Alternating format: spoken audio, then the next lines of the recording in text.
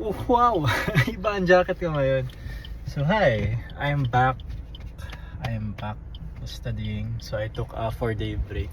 So nakonsensya ako pero baka kailangan ko din. I felt so tired pero sa tingin ko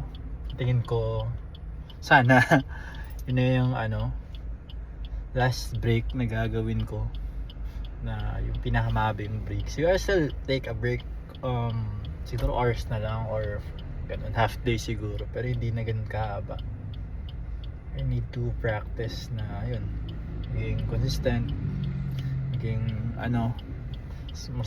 mas maraming mental endurance siguro. So yun, so balik na ako pag-aaral. It's just 11 o'clock.